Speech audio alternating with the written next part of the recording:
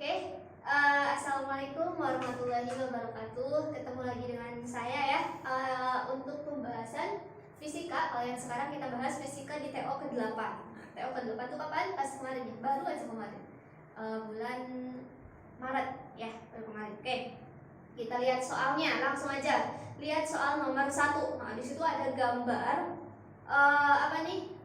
Danau. Nah, yang biru muda itu adalah misalkan danau, terus ada kaleng kosong gitu.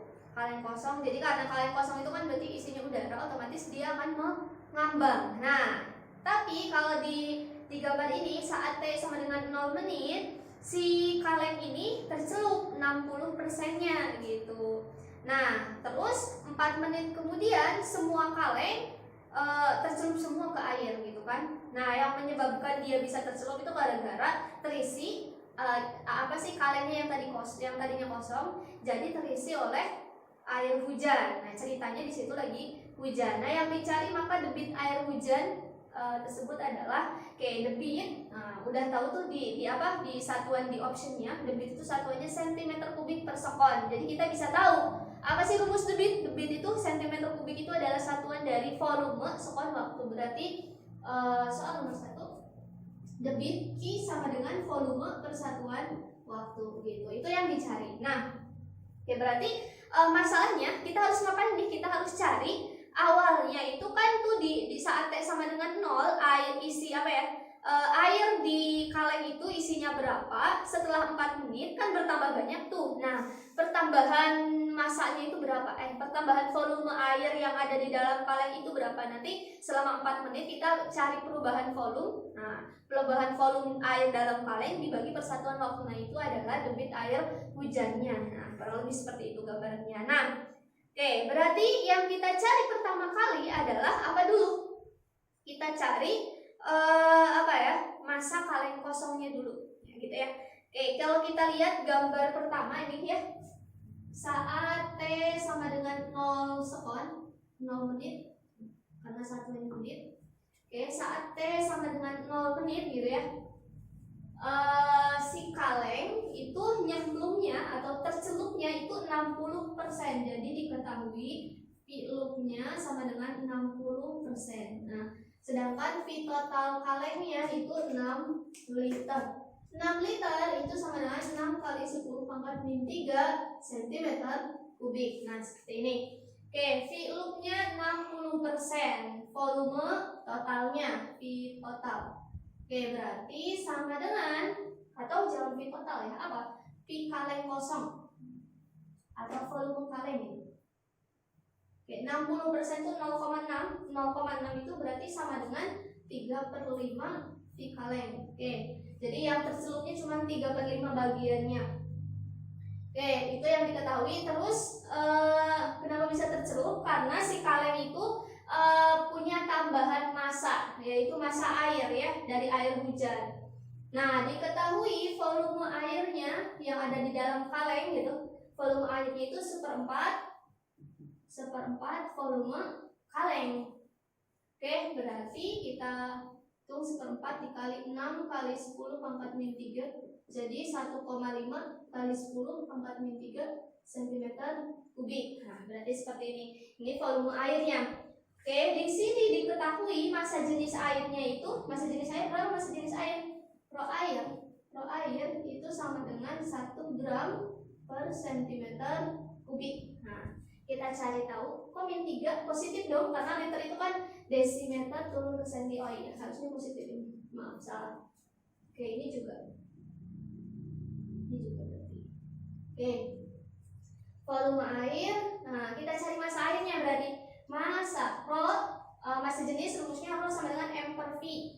Rho sama dengan M per V. Maka M sama dengan Rho dikali V. Berarti itu kan M sama dengan M air. Nah, berarti kan tadi volume air itu kan seperempat volume kaleng. Berarti kan volume air itu sama dengan 1,5 kali 10 pangkat 3 atau 1500 cm kubik. Nah, yang 1500 cm kubik itu sama dengan berapa gram sih? Nah, kita cari tahu dari sini, Rho dikali V air.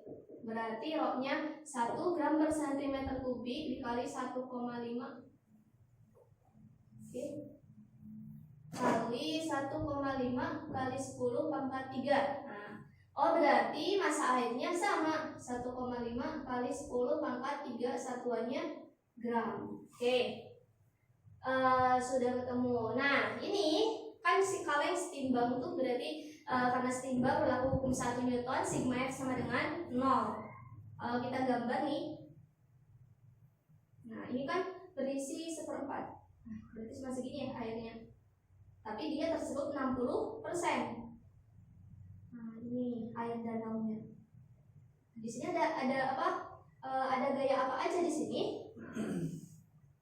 Ini hidrostatis, ada gaya berat W, terus ada gaya apung FA. Nah, biar seimbang, sigma F sama dengan 0, FA min W sama dengan 0. Berarti otomatis FA sama dengan W, gitu ya. W-nya ini berarti berat kaleng kosong ditambah berat air yang ada di dalam kaleng gitu. Kalau gaya apung berarti rho air kali G dikali volume kaleng yang tercelup sama dengan, nah ini berarti tadi ini tuh gaya berat air ditambah kaleng kosong.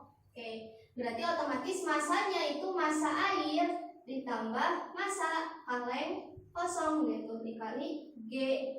Oke, ada yang bisa coret nih, G-nya sama nih, coret. Rho air itu 1, V yang tercelupnya ini 3/5 volume kaleng, berarti 3/5. Kita mau dimasukin apanya? Masukin aja ya. 6 kali 10 pangkat 3 berarti berapa nih? Jadi 18/5. Ya, 18/5 itu sama dengan 3,6 kali 10 pangkat 3. Ini ya. Oke, di sini 3,6 kali 10 pangkat 3 satuannya apa? Sentimeter kubik. Oke. Sama dengan massa airnya itu ini 1,5 kali 10 pangkat 3 ditambah massa kaleng kosong. Oke. Ini pindah luas berarti 3,6 kurangi 1,5 berapa? 2,4 kali 10 pangkat 3 sama dengan massa kaleng kosong. Nah, berarti massa kaleng kosongnya segini. Sekarang, ini kan pada percobaan pertama nih. Nah, sekarang saat 4 menit kemudian, T sama dengan 4 menit. Nah, setelah 4 menit, ini semua kaleng tercelup ya.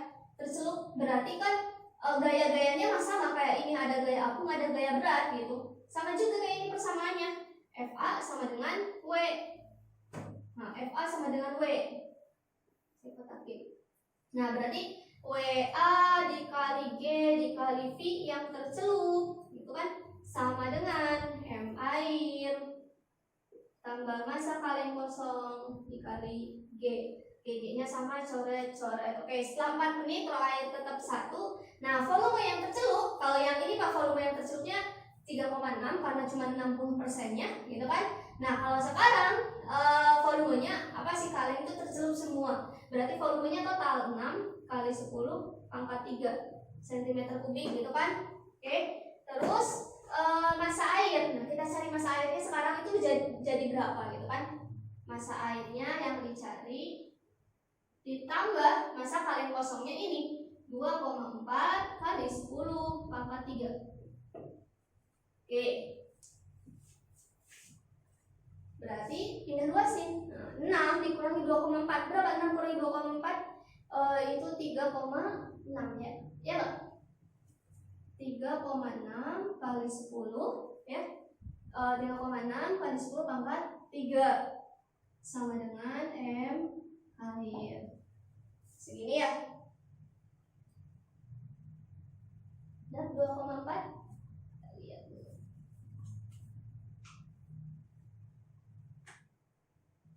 salah ini. 3,6 dikurangi 1,5 berapa? 2,1. Nah, 2,1 berarti ini juga 2,1. Oke. 6 kurangi 2,1 itu berarti 3,9. Nah, oke, massa airnya sekarang ternyata pas apa? waktu ke 4 menit ya, waktu ke 4 menit kan semua kaleng tercelup. Nah, massa air yang ada di dalam kaleng itu 3,9 kali 10 pangkat 3 gitu. Kalau volumenya jadi berapa? Berarti tinggal persamaannya kan rho sama dengan M per V M per rho berarti. Maka V air di detik ke ini ya, keempat, berarti M air per rho. Massa airnya 3,9 kali 10 pangkat 3, rho-nya 1. Oh, jadi V airnya 3,6. Kok 6 sih, astagfirullah. Ini 3,9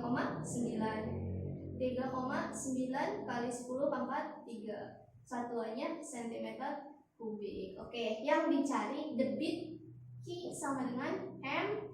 Kok M lagi? Apa tadi? Persamaannya itu delta V per T. Oke. Perubahan volume. Jadi berapa banyak sih volume yang terisi selama 4 menit gitu kan?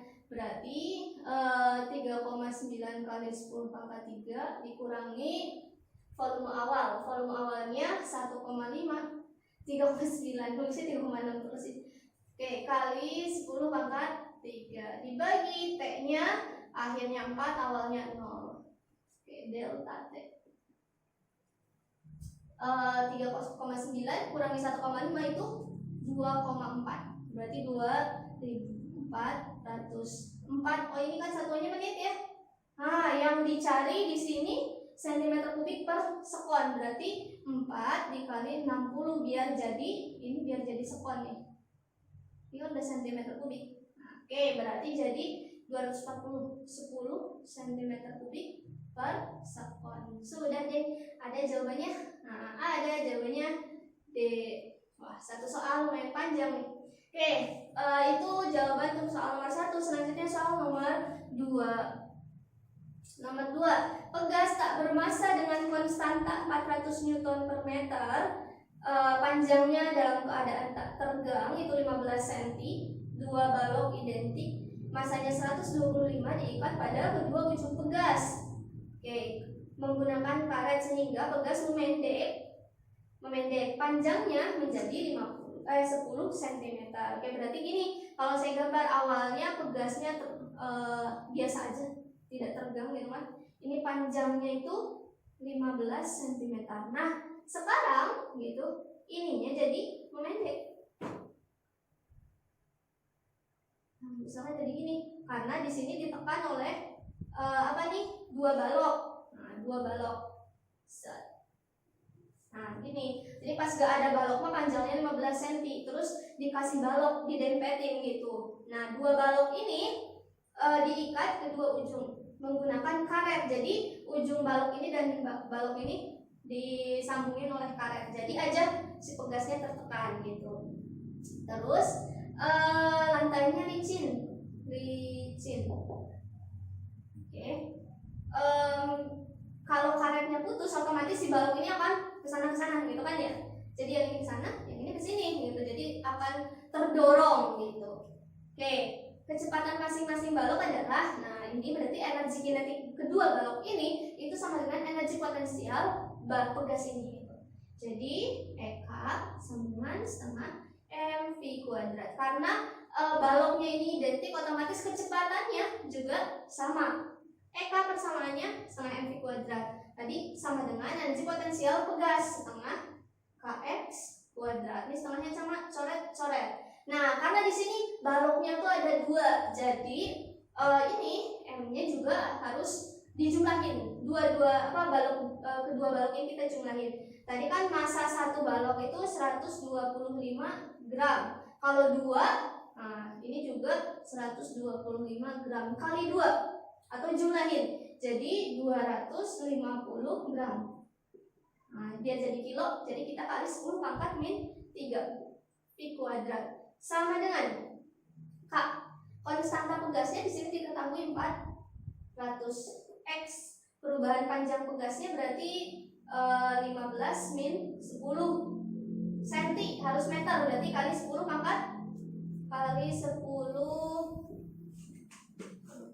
Nah, ini ya, kali 10 pangkat min 2 dikuadratin deh gitu. Oke, berarti jadi 250 kali 10 pangkat min 3 V kuadrat sama dengan gitu kan 5 dikuadratin jadi berapa? 5 kuadrat 25 kali 10 pangkat min 4. Berarti gitu kan. Oke, dia bisa coret nih, coret. Terus apa lagi? Coret. Ini jadi tinggal min 2 gitu kan. Min 2.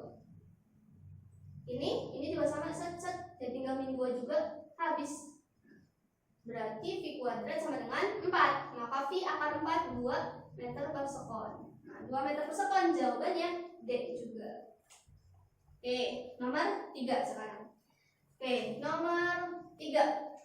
Ada grafiknya. Yang dicari adalah pernyataan yang benar ya. Pernyataan yang benar yang mana? Kita lihat jarak yang kalau kita nyari jarak.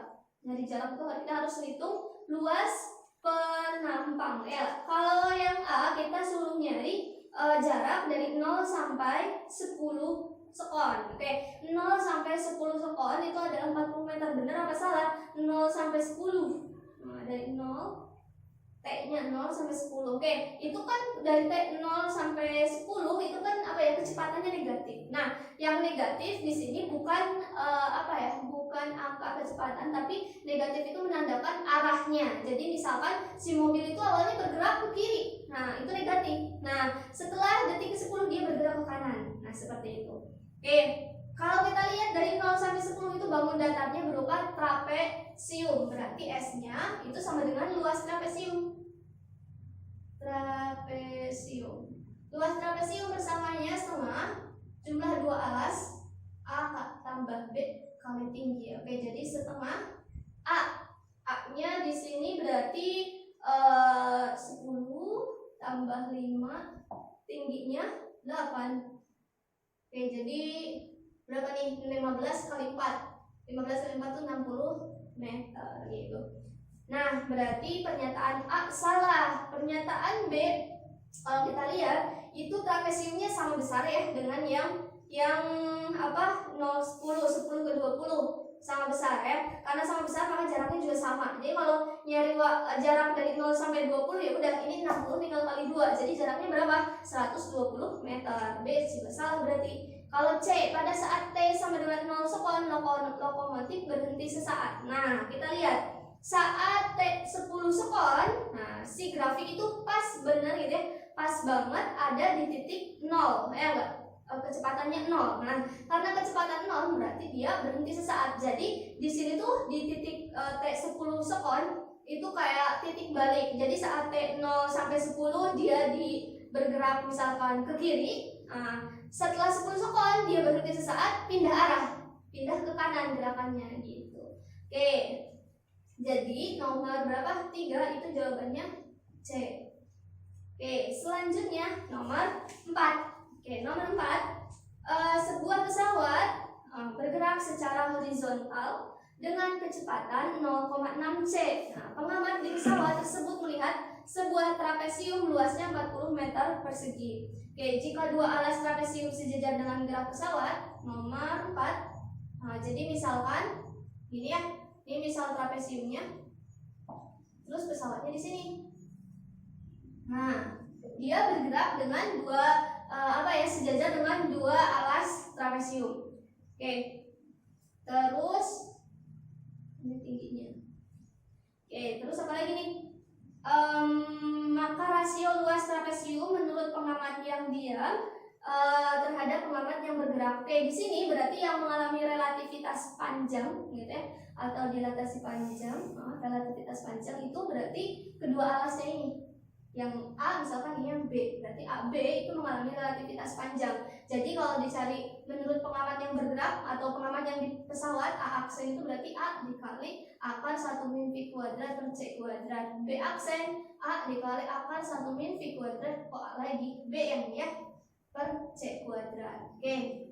Nah, berarti luas menurut pengamat gitu kan, menurut pengamat di pesawat,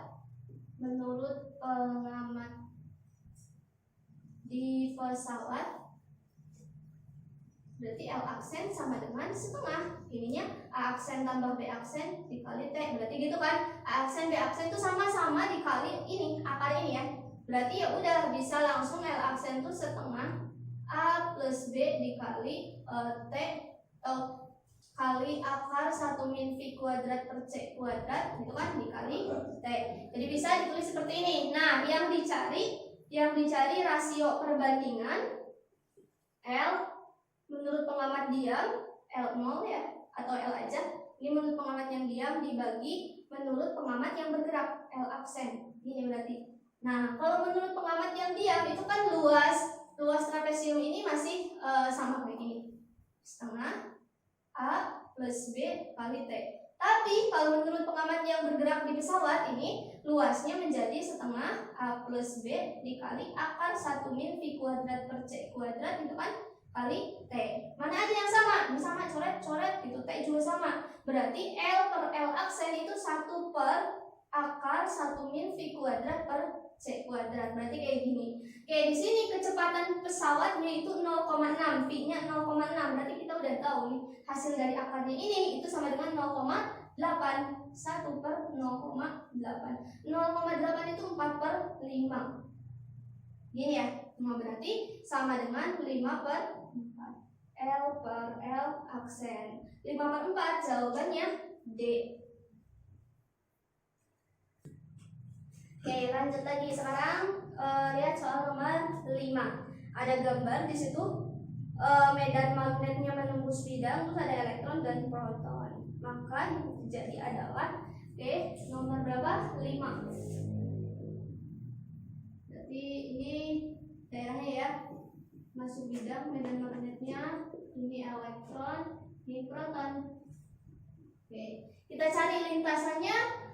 Mereka akan dibelokkan kemana gitu kan? Dia kan bergeraknya ke sana, berarti gerakan elektron dan proton itu dianggap arus ya, arus. Ini medan, ini gaya. Oke, medannya masuk, arusnya ke sana. Oke, berarti gayanya ke atas. Nah, berarti yang ke atas itu adalah proton, dan kalau elektron sebaliknya itu ke bawah. Nah, berarti jawabannya yang mana? Yang C.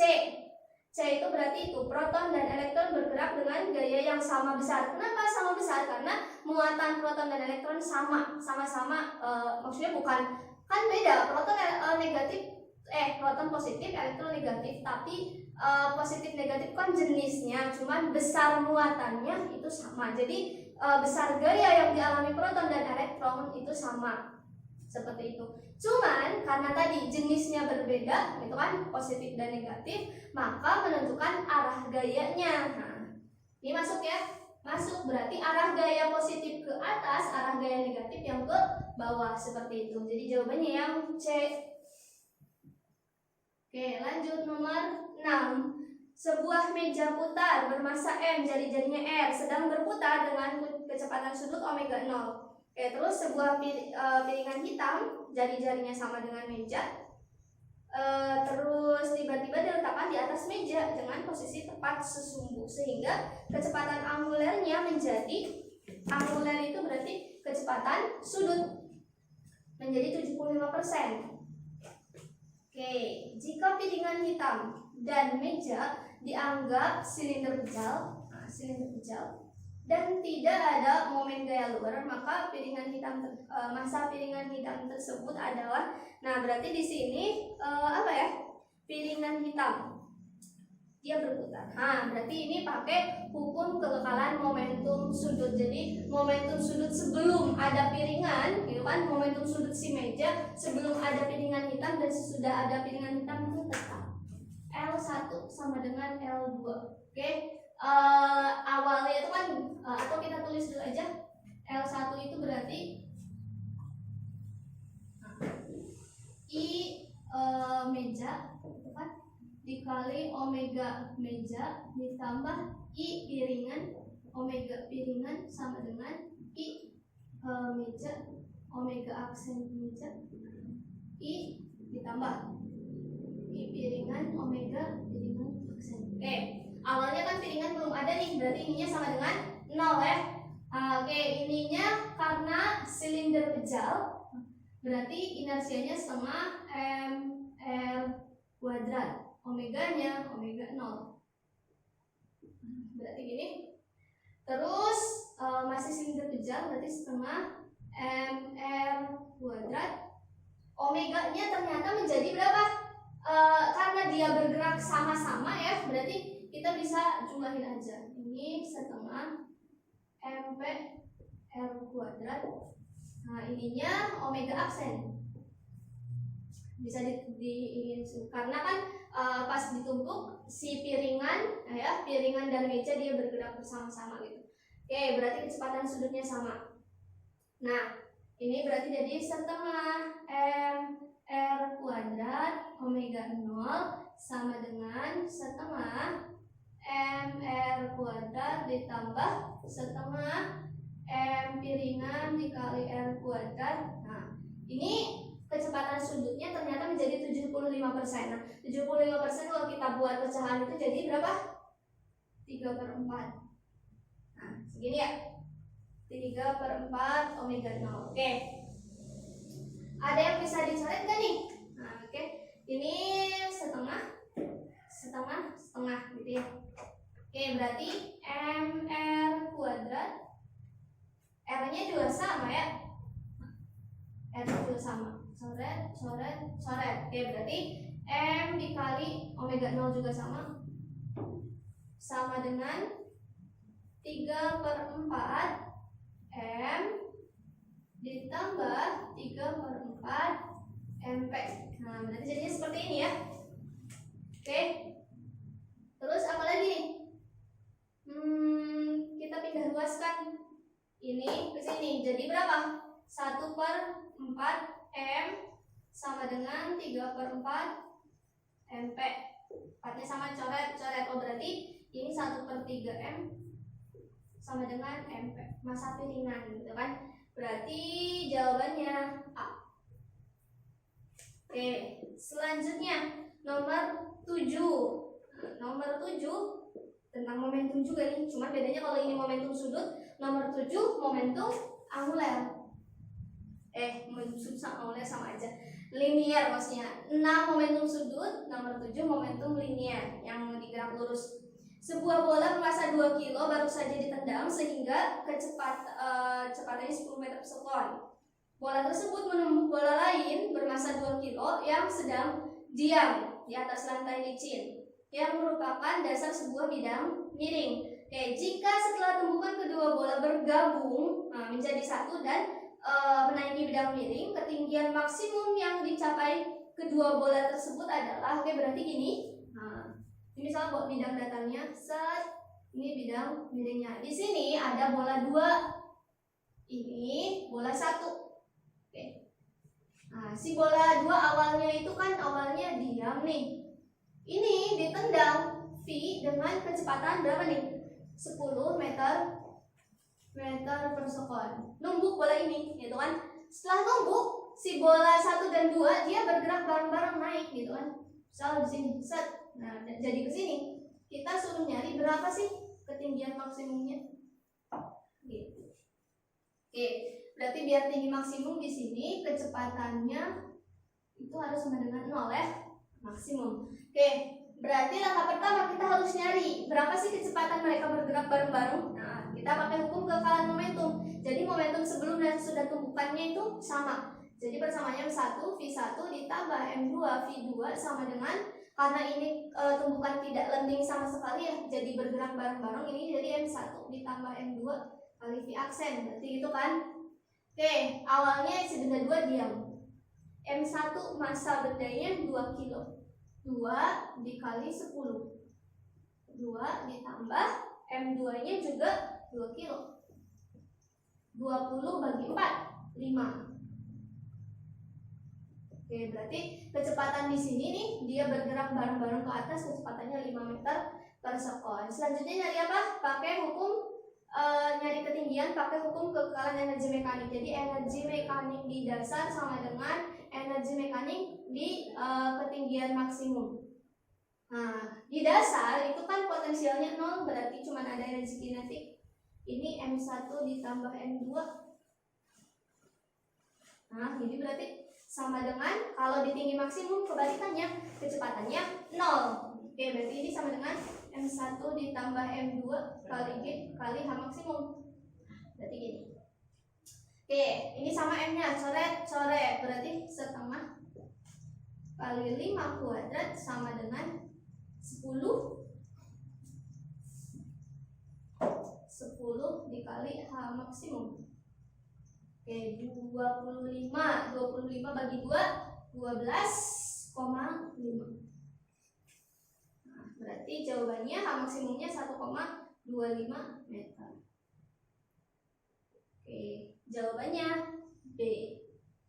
Oke, selanjutnya nomor 8. Nomor 8 terkait gambar tersebut, pernyataan di bawah ini yang benar kecuali. Jadi kita suruh nyari yang salahnya ya. Oke, ada beberapa medium tuh. Gimana kita bedainnya? Ingat hukum Snellius ya. Hukum Snellius nomor berapa ini? 8. Itu ada persamaan sin theta. Sin I per sin R. Sin I per sin R sama dengan N2 per N1 sama dengan V1 per V2 sama dengan lambda 1 per lambda 2. Jadi kalau indeks biasnya semakin besar, V-nya semakin kecil. Jadi indeks bias dengan V itu berbanding terbalik. Oke. Terus aku hubungannya dengan ini. Gimana caranya membedakannya? Itu kan ya, V juga nih, selain persamaan lambda F, V juga kan persamaannya apa? S per T. Nah, jadi kita cari mana sih yang apa ya, S-nya besar, V-nya besar, M-nya kecil, berarti gitu kan. Oke, mana sih yang garisnya itu paling dibelokkan, jaraknya paling panjang gitu ya. Kalau kita lihat itu ya, medium 4 itu jaraknya paling besar ya, atau dia paling dibelokkan, berarti itu mediumnya paling kecil. Lambda 2, medium 3 itu paling kecil kedua. Medium 1 paling kecil ketiga. Nah, seperti itu. Nah, yang mediumnya yang paling besar itu yang medium 2, berarti seperti itu. Oke, kita lihat pernyataan A, indeks bias medium 2 lebih besar dari medium 1. Benar ya, karena jarak tempuh 2 itu lebih kecil dari 1, berarti indeks bias medium 2 lebih besar. B, kecepatan cahaya di medium 4 lebih besar dibanding di medium yang lain. Ya, karena yang 4 jaraknya paling besar, berarti kecepatannya paling besar juga. Yang C, frekuensi cahaya di medium 1 sama, ya, sama karena frekuensi tidak dipengaruhi oleh medium, tapi dipengaruhi oleh sumber gitu. Yang D, panjang gelombang cahaya di medium 1 lebih panjang dibanding panjang gelombang cahaya di medium 3. 1 dan 3. Oke, 1 dan 3 kalau kita lihat 3 itu kan S-nya lebih besar, V-nya lebih besar, berarti V3 lebih besar dari V1. Berarti otomatis ya lambda 3 lebih besar daripada lambda 1. Nah, salah ya, berarti kecuali jawabannya yang D. Oke, selanjutnya nomor 9. Nomor 9, sebuah wadah tertutup berisi gas hidrogen memiliki tekanan, volume, dan temperatur PVT. Oke. Jika kelajuan RMS dan energi kinetik rata-rata molekul gas hidrogen di dalam wadah tersebut adalah V dan EK, maka pernyataan yang benar adalah pernyataan 1, jika suhu gas hidrogen dinaikkan 4T, VRMS menjadi 2V. Nomor 9.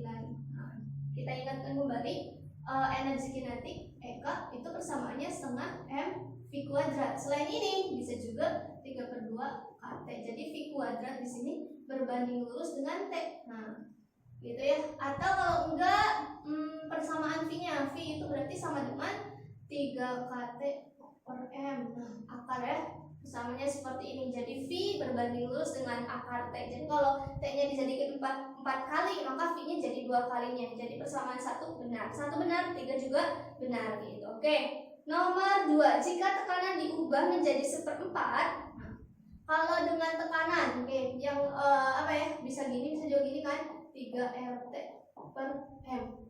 Kalau yang ini kan berarti ininya MR gitu kan. Nah, 3 RT per M. Nah, ada persamaan gas ideal pipe sama dengan nRT. Kan kalau kita nerangin energi kinetik itu kan cuma nerangin satu partikel ya, atau satu mol aja gitu. Jadi ini N-nya dianggap 1, maka RT di sini ketika N sama dengan 1, RT di sini sama dengan PV. Oke, berarti V sama dengan akar PV per 3 PV per M. M per V itu sama dengan rho, berarti akar P per rho, berarti gitu kan. Oke, berarti di sini kecepatan dengan tekanan berbanding lurus, terus ada akarnya gitu kan. Jadi kalau tekanannya menjadi 1/4, maka VRMS harusnya jadi setengahnya ya. Akar 1/4 setengah. Kalau di sini P, jika tekanan diubah menjadi 1/4 P, gas VRMS gas menjadi setengahnya. Jadi 2 juga benar dong ya, karena ini V dengan tekanan berbanding lurus. Jadi ketika P-nya jadi 1/4, maka VRMS-nya ya jadi setengahnya, 1/2. Oke, jadi 2 juga benar. 4. Energi kinetik menjadi setengahnya jika banyaknya partikel gas dikurangi. Energi kinetik cuma nerangin satu partikel gitu ya. Jadi kalau banyak partikel itu lebih ke energi dalam gas seperti itu. Jadi 4 salah. Nah, jadi jawabannya A. Gitu. Oke, selanjutnya nomor 10. Taraf intensitas 10 klakson motor identik yang dibunyikan serentak adalah 10 kali taraf intensitas sebuah klakson.